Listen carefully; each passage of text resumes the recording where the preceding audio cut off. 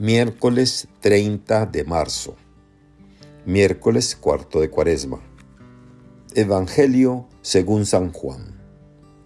En aquel tiempo, Jesús dijo a los judíos que lo perseguían por hacer curaciones en sábado: Mi Padre trabaja siempre, yo también trabajo. Por eso los judíos buscaban con mayor empeño darle muerte, ya que no solo violaba el sábado, sino que llamaba Padre suyo a Dios, igualándose así con Dios.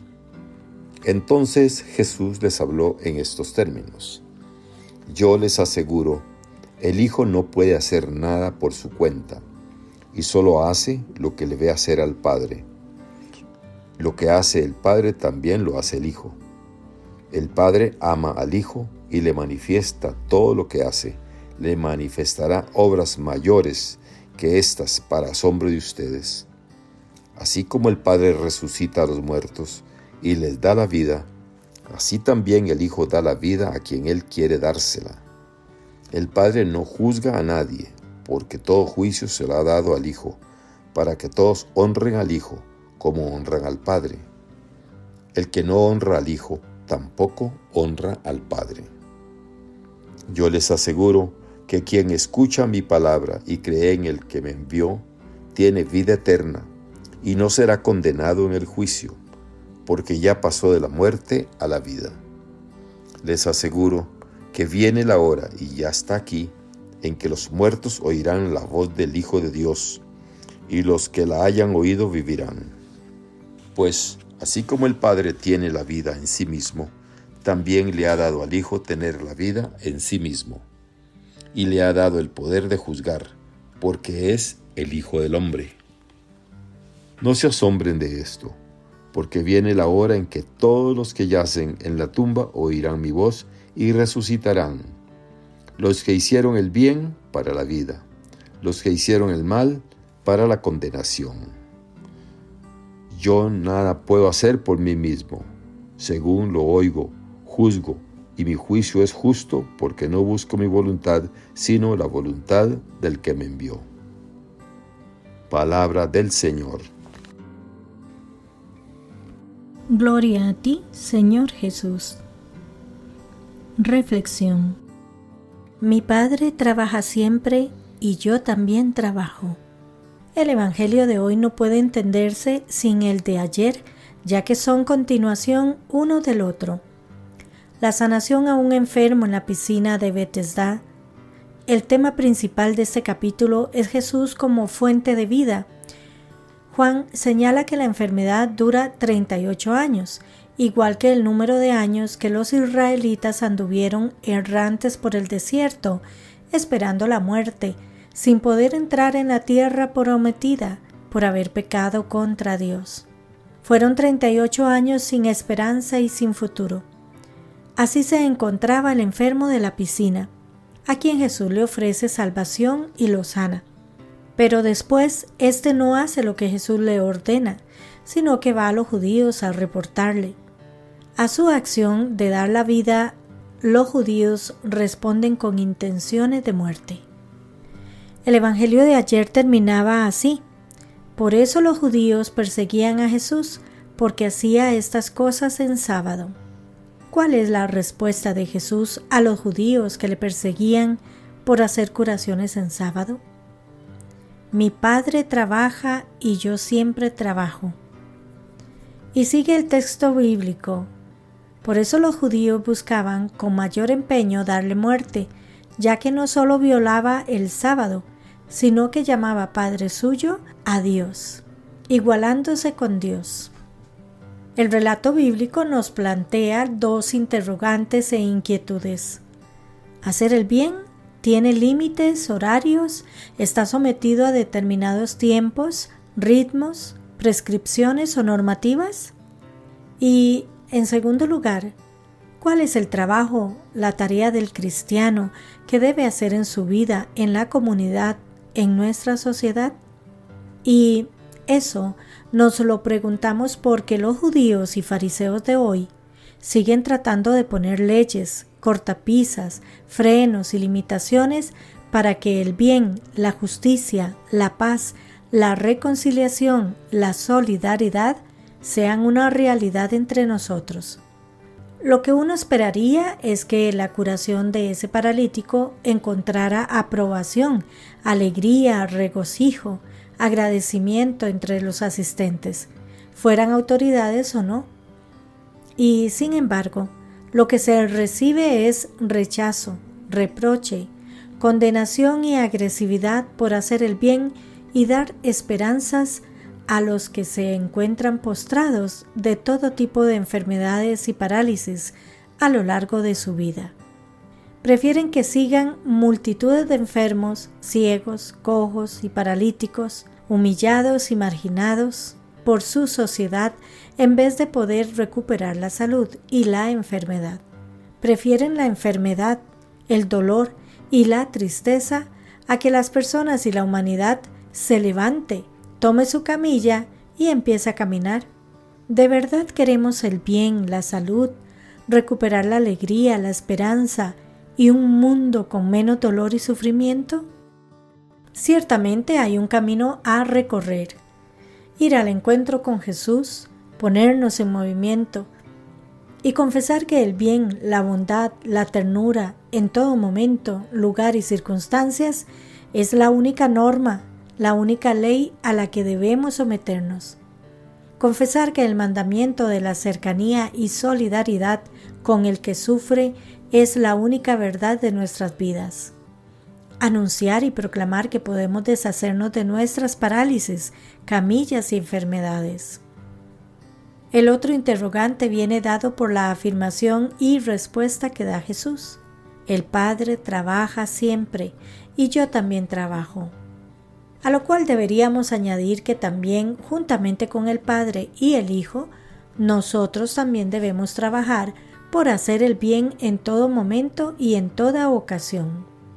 Es la misión del cristiano y de la Iglesia en nuestra comunidad y sociedad hacer el bien.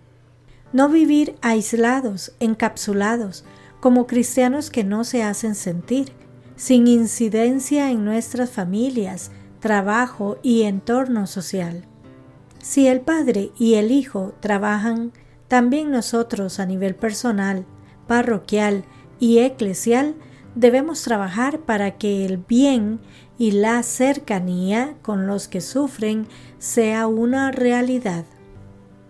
Somos conscientes de que muchas veces nuestra sociedad y nuestras vidas se encaminan en otra dirección, porque hacer el bien, como lo hizo Jesús con este paralítico, nos confronta con nuestra realidad eclesial y social.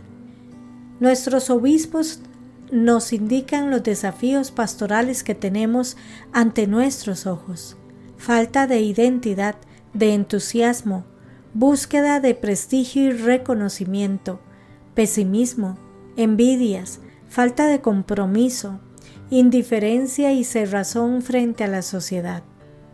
Igualmente, lo que abunda en nuestra cultura es el secularismo que va expulsando a Dios de todas partes, la desigualdad social, la economía de la exclusión, la globalización de la indiferencia, la cultura del descarte, la idolatría del dinero, el relativismo moral, la ignorancia de los pobres, el egoísmo e individualismo. Con estos retos y desafíos, nos queda claro que si el Padre Celestial y Jesús siempre trabajan sin descanso por hacer el bien, nosotros como bautizados, comunidad e iglesia debemos hacer lo mismo para que haya esperanza, fraternidad y un mundo conforme al reino de Dios. Amén. Hermanas y hermanos, tras la curación del paralítico de la piscina de Betesda, lo que molesta a los judíos es que el hombre curado siga el mandato de Jesús y no respete el sábado al cargar con la camilla. Por eso, en el Evangelio de hoy, las primeras palabras que Jesús dirige a los judíos acusadores se refieren al trabajo prohibido en sábado. Es verdad que Dios descansó tras la creación, como dice el libro del Génesis. Pero descanso no significa ociosidad y desentenderse de las cosas. El descanso de Dios no lo vuelve ocioso ni desentendido de sus hijos. Dios sigue pendiente de la creación, especialmente de las necesidades de los seres humanos. Por eso Jesús afirma: mi Padre trabaja siempre y yo también trabajo.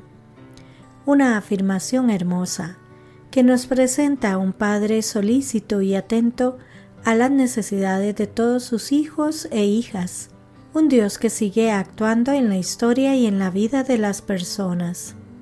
De modo que, aunque en nuestra realidad el mal siga presente, también es verdad que es una realidad impregnada de la gracia de Dios, donde Dios, actuando a través de las personas, va contrarrestando el mal.